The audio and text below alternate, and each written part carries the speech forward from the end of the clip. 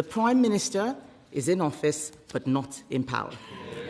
Everyone is trying to pretend it's all right. It's not all right. In the past 48 hours, nearly 100 Labour MPs have called for the Prime Minister to resign. 100 MPs. That's how many have just pulled the plug on their own leader. Not because of a political disagreement, but because the engine room is entirely empty. They came into office with no plan. They did not understand the difference between winning an election and governing a country. But at no point did they bother to think, how would they deliver any of it? No plan. They treated the country like a campaign brochure. And now the bill has arrived. Leadership, Mr. Speaker, is about having a vision for this country. It's about having the courage to take difficult decisions. Reset after reset after reset. Reset after reset. When the power is gone, all that's left is the PR spin. Share this video right now. Subscribe. And bring someone who still thinks this doesn't affect them. Mr. Speaker, I know the convention is for this to be a light-hearted debate. But as I've already said, this is a highly unusual moment. The Prime Minister is in office but not in power. Everyone is trying to pretend it's all right. It's not all right. In the past 48 hours, nearly 100 Labour MPs have called for the Prime Minister to resign. 4 ministers have quit.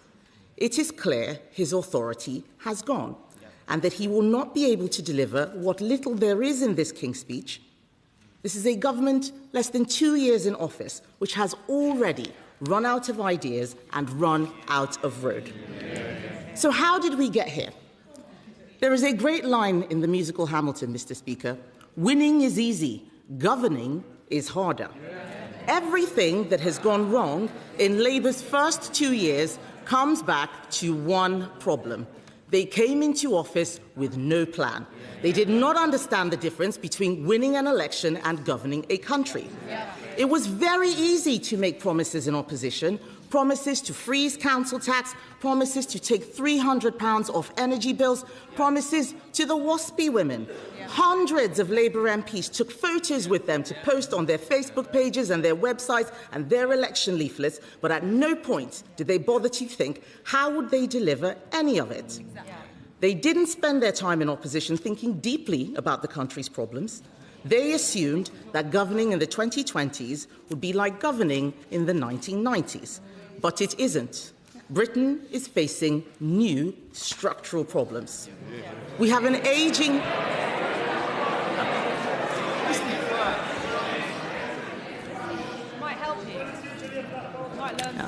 Mr. Speaker, they'll shout at me. I know they can't wait to get back to their plotting, but it's quite important that we hear what is going to be said. Because we have an ageing population, a falling birth rate, and a welfare bill that is spiralling out of control. We have an information revolution in the shape of AI that threatens to unravel the world of work as we know it, and the cost of energy is driving industry out of the country. Labour were taken by surprise that we are living in a more competitive and increasingly hostile world. Their manifesto was just a set of misleading promises. They promised no new taxes on working people. Fail. They promised to crack down on illegal immigration. Fail. They promised to tread more lightly on people's lives. Epic fail. They made promises without knowing how anything worked. Mr. Speaker, it is so obvious. It is so obvious. I know they don't want to hear it, Mr. Speaker, but this... I know they don't want to hear it. Look at them. They are so arrogant. They want to lead our country. They can't even lead a coup. It is so obvious, Mr. Speaker, that they cannot handle being in government. They cannot handle it. They hate the responsibility. They hate having to take tough decisions. They prefer scratching the itches that they had in opposition. Giving inflation-busting pay rises to the unions, 28% for the doctors who are still striking. Nearly 2 years, they are still striking. Handing out more benefits to the only people who will still vote for them because Labour don't understand that poverty isn't created by a lack of benefits, it's created by a failing economy.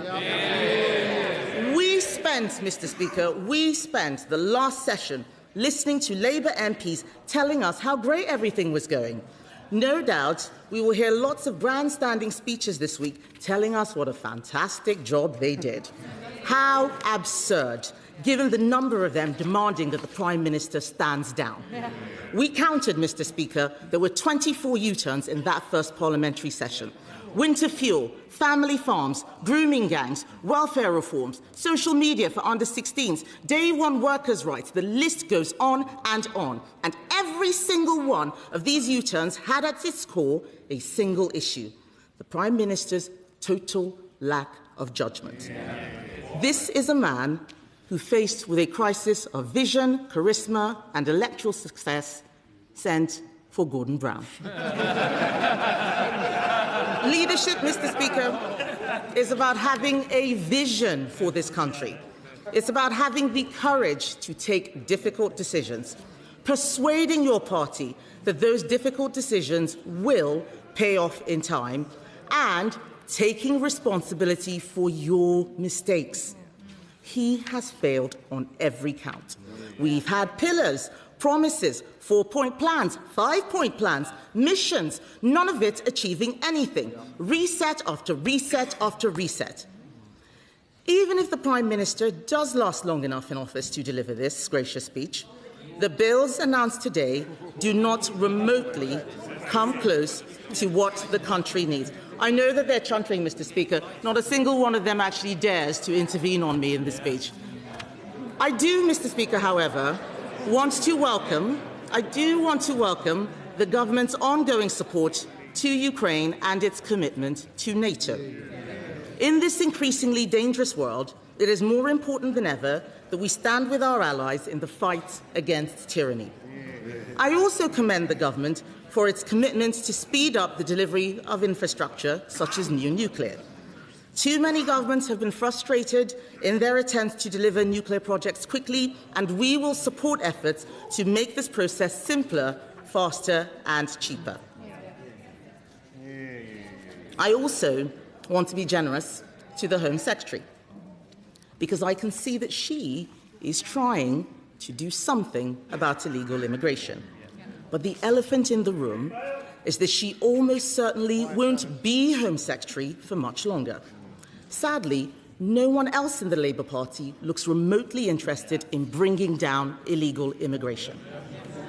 The rest of this offering in the King's Speech, Mr. Speaker, makes it clear that they have learned no lessons from their mistakes in government so far.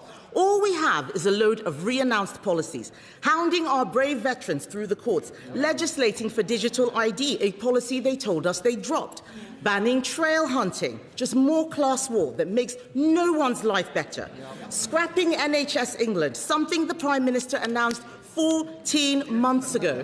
But then I suppose the Health Secretary has been a bit distracted lately, hasn't he? Yeah, hasn't he? He's chuntering now. Why don't you just do your job? Do your job. Even worse, Mr. Speaker, is what isn't in the gracious speech. There's no point in him giving me dirty looks. We all know what he's been up to. You'll know. Even worse, Mr. Speaker, is what isn't in the gracious speech. There is no defence readiness bill because apparently it isn't ready. Where are the plans for welfare reform? There are none because Labour MPs blocked them. Where is the plan to make savings? There isn't one because Labour don't know how to make savings. They only know how to spend money, other people's money. Where is the plan to support businesses? There isn't one, because they don't understand that it is business that creates growth, not government. They have no answers to what really matters, the problems that must be solved to get Britain working again. Listen to the list of absences. No defence readiness, no welfare reform, no savings. When a government's entire legislative programme is built on thin air, it means the adults have left the building. The state is running on autopilot, and the passengers are steering the plane.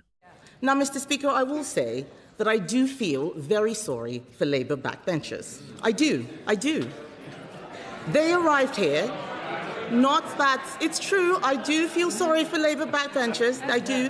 They arrived here not that long ago with such high hopes. Some of them, in fact, were so talented, they were made ministers before ever speaking a word in Parliament. So talented. Although one of them has just resigned. I mustn't forget that. One of them has just resigned. We have watched, Mr. Speaker, their growing horror, day after day, week after week, as this hope descended into total chaos. The dread as they are sent out yet again to defend the indefensible. The injustice at feeling like pariahs in their own constituencies. Banned from pubs, banned from hairdressers, which is presumably why all the women on the front bench have the same hairstyle. The realization, Mr. Speaker, that their legacy is just going to be... Now, I wasn't... they can complain as much as they like. I wasn't expecting this to be comfortable for them. They're the ones who are trying to unseat their Prime Minister. They should face that. The realization, Mr. Speaker, that their legacy is just going to be breakfast clubs and Peter Mandelson. Labour MPs have been treated as disposable by their leadership, sacked for backing the two-child benefit cap, sacked for opposing welfare changes, sacked for supporting farmers. The Prime Minister then U-turned on all of them. It must be tough when you take a principled stand and have the whip removed only for the government to confirm 6 months later that they agreed with you all along. It is no wonder, Mr. Speaker, that nearly 100 Labour MPs have now called for the Prime Minister to go. I know that there's another 100 who claim to be supporting him, although some of them didn't even know that their names were on that list. When you can only get a quarter of your MPs to publicly back you, the game is up. And so the starting gun for the Labour leadership contest has been fired. So let's have a look at the runners and riders. We have the former Deputy Prime Minister, Mr. Speaker, former Deputy Prime Minister, who has given up vaping. She's not here. She's given up vaping, but still hasn't paid her taxes. We have the Health Secretary, who accidentally sent his takeover plans to number 10, almost as incompetent as leaving them on the photocopier.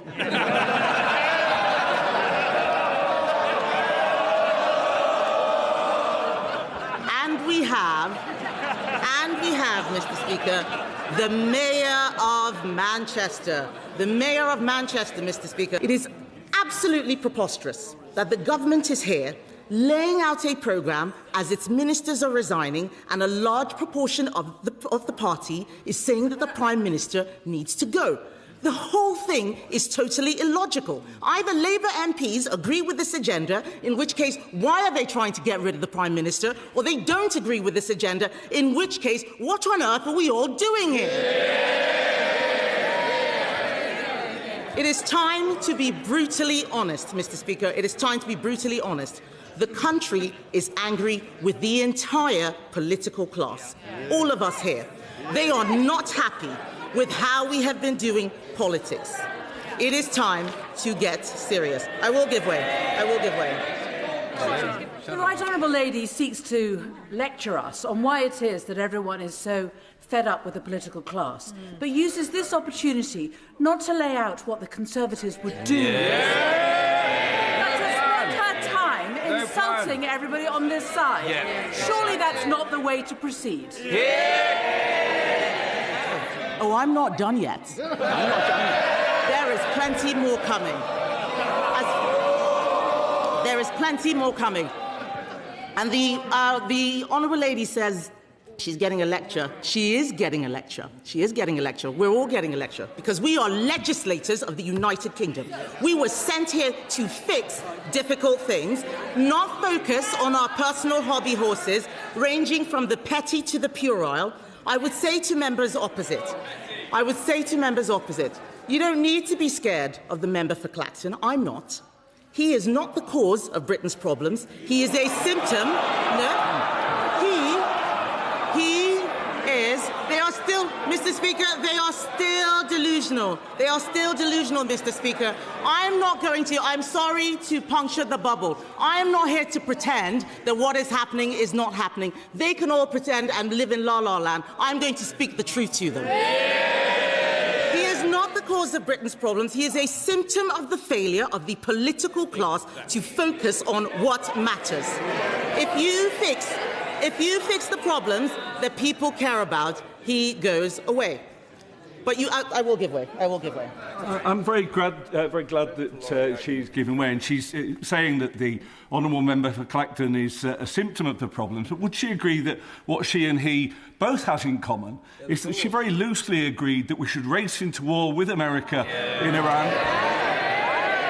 And then just a week later, she thought maybe that's not such a good idea. And doesn't that prove why she and he are totally unsuitable on this being the other side of the House? That was a nice try. It's not going to work.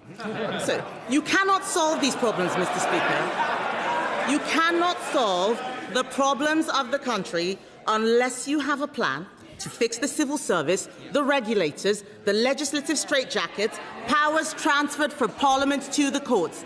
Unless you fix structures of government, everyone will continue to fail. Britain is not ungovernable, and it is not broken. The reason we published an alternative King's Speech, I'll say to the Honourable Lady who was asking what the plan was, we have published an alternative King's Speech, is because we need to take tough decisions to get the country out of the mess we're in. Cutting wasteful spending, funding defence, securing our borders, reducing the cost of energy. If you want to bring down bills for families and bring industry back to this country, you need a plan to scrap the net zero legislation, strangling industry and making energy costs higher.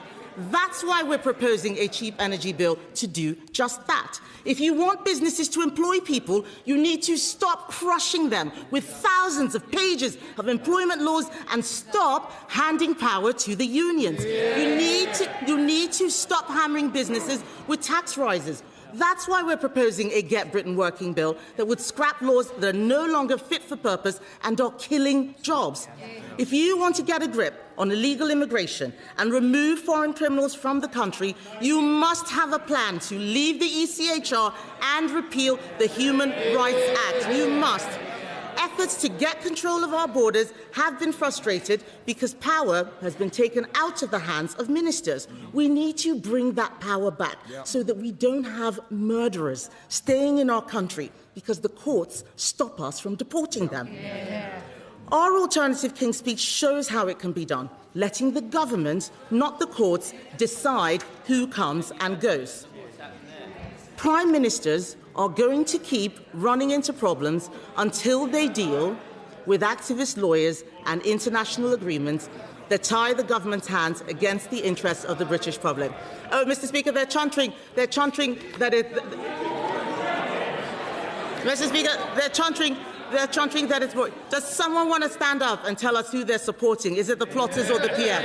Is it? Because I know that's what they really want to get to. They're not interested in hearing what a plan for the country should be because they're too focused on Labour Party problems.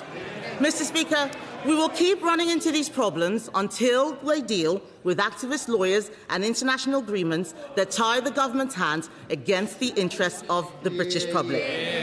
Next, we must reduce welfare spending. It is eating every penny that we generate in income tax and more. We must spend much more on defence. Even former Labour defence secretaries are pleading with the government to do this. That's why we're proposing a sovereign defence fund which will overhaul Britain's defence industrial base. That's what the alternative could be. That alternative King's Speech makes difficult choices because that is what leadership is.